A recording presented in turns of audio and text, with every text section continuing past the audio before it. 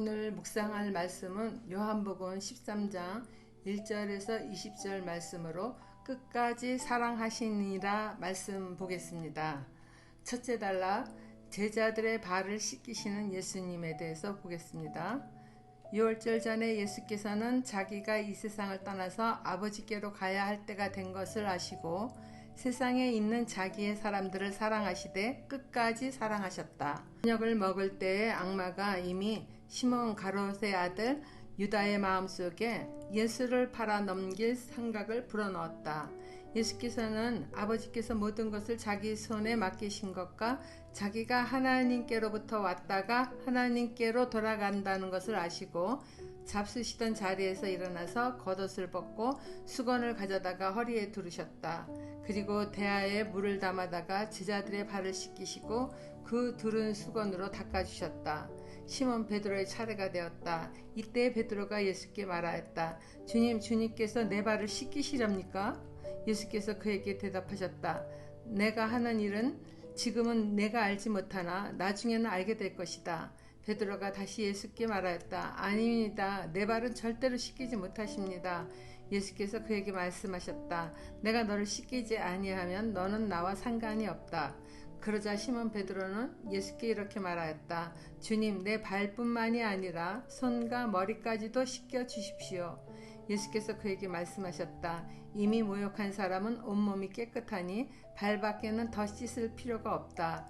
너희는 깨끗하다. 그러나 다 그런 것은 아니다. 예수께서는 자기를 팔아 넘길 사람을 알고 계셨다. 그러므로 너희가 다 깨끗한 것은 아니다 하고 말씀하신 것이다. 요한복음 1장부터 12장까지의 내용은 예수께서 대중들 앞에서 가르치고 병 고치는 일, 또 귀신을 내어 쫓으며 여러 표징에 대한 이야기가 주였습니다. 그러나 13장부터 마지막 21장까지는 예수님의 십자가의 죽음을 앞두고 제자들과 마지막 만찬을 벌이신 것과 십자가의 죽음, 부활의 내용을 기록하고 있습니다. 즉 예수님의 공생의 최후의 사역을 보여주는 것입니다. 그리고 오늘 본문은 6월절 전날인 목요일 밤에 예수님은 제자들과 최후의 만찬을 함께 하시던 중 제자들의 발을 씻기시는 행위를 통하여 예수님께서 자기의 사람들을 사랑하시되 끝까지 사랑하심을 보여주십니다. 저녁 먹을 때 마귀는 가룟 유다의 마음에 예수를 팔아 넘길 생각을 불어넣어 주었습니다. 가룟 유다는 예수님께서 고난을 당하실 것과 죽음 뒤에 부활할 것이라는 점점 이해 안 되는 말씀을 하시는 것을 듣고 당시 상황이 또 예수님을 잡아들이려는 종교 지도자들의 세력이 더 커지고 있다는 것을 감지하면서 내면의 갈등이 있었던 것이에요. 이러한 인간의 속마음을 잘 아는 마귀가 가룟 유다의 마음에 예수를 팔아 넘길 생각을 제안하니 그는 그것을 받아들인 것입니다. 마귀가 죄된 행위로 유혹할지라도 인간이 그것을 행할 경우 그 사람의 죄된 행위의 주체자가 되는 것입니다. 그러니 마귀에게 핑계를 댈 수가 없죠.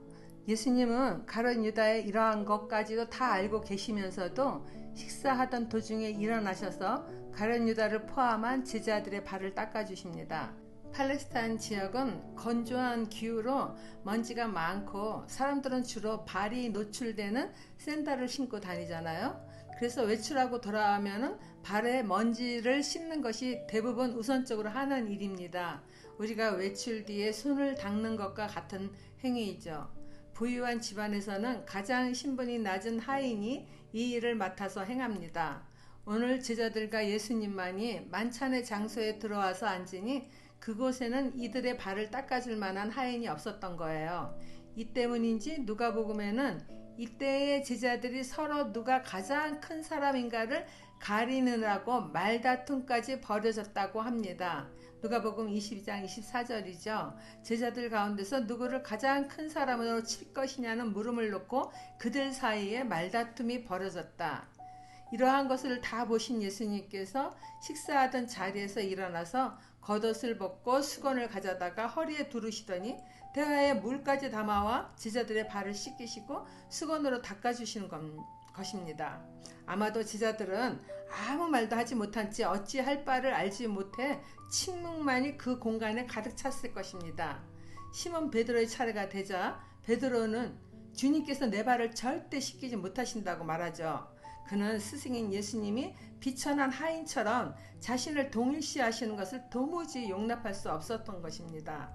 예수께서 내가 너를 씻기지 아니하면 너는 나와 상관이 없다 말씀하시니 베드로는 주님 내 발뿐만이 아니라 손과 머리까지도 씻겨주십시오라며 온몸을 씻겨주실 것을 요구합니다.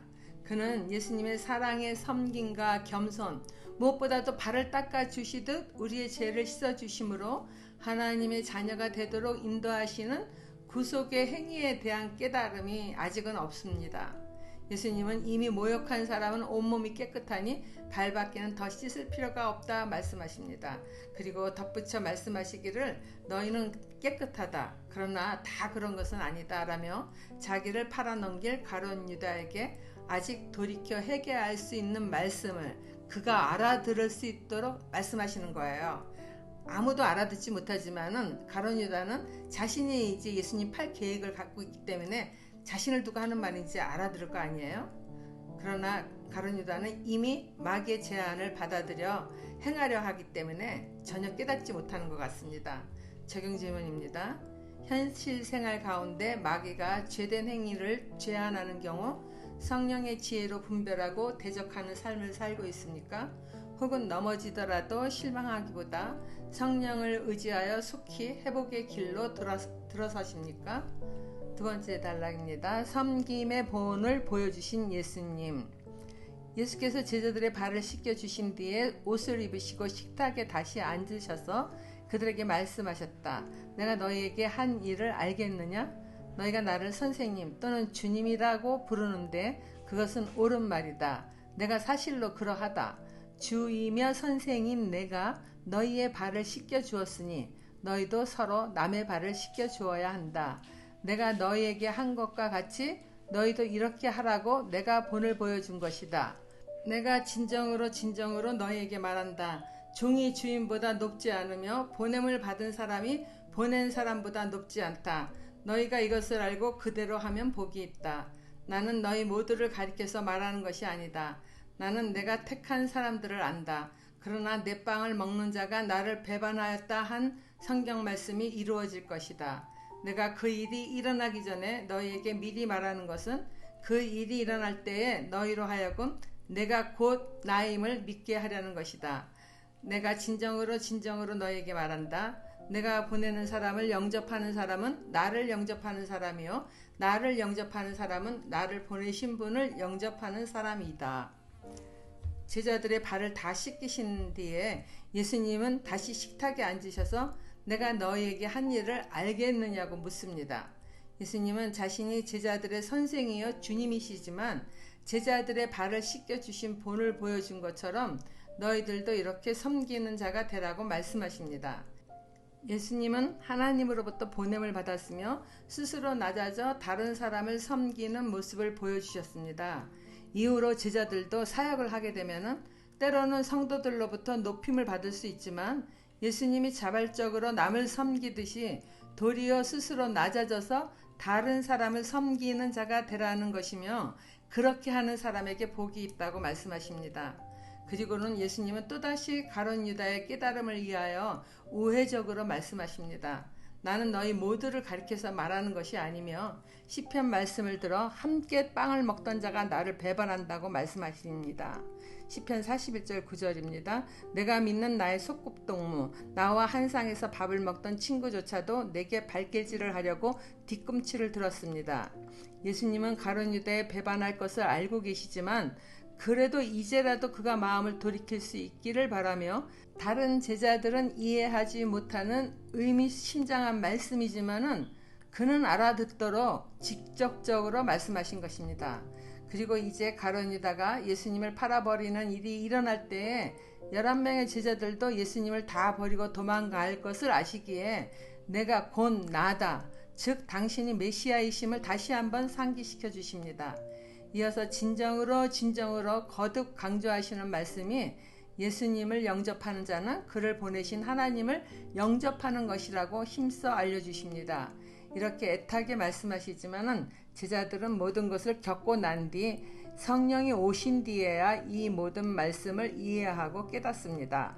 적용 질문입니다. 나는 성경 말씀을 온전히 믿으며 오실 예수님을 기다리는 신앙인입니까? 성경 말씀일지라도 초현실적인 것은 내가 겪어봐야 믿겠다는 신앙인입니까? 기도하겠습니다. 하나님 아버지, 우리를 사랑하시되 세상 끝날까지 사랑하여 주심에 감사드립니다. 때로는 말씀을 거역하고 불순종하기도 하지만은 회개를 통하여 새로운 깨달음을 얻게 하시며 스스로 낮아질 수 있는 마음을 갖게 하심 또한 감사드립니다. 섰다고 생각할 때 넘어질 수 있는 교만한 인간임을 기억하면서 섬김의 본이 되신 예수님만 따르는 삶을 살 수 있도록 인도하여 주세요. 예수님 이름으로 기도드립니다. 아멘.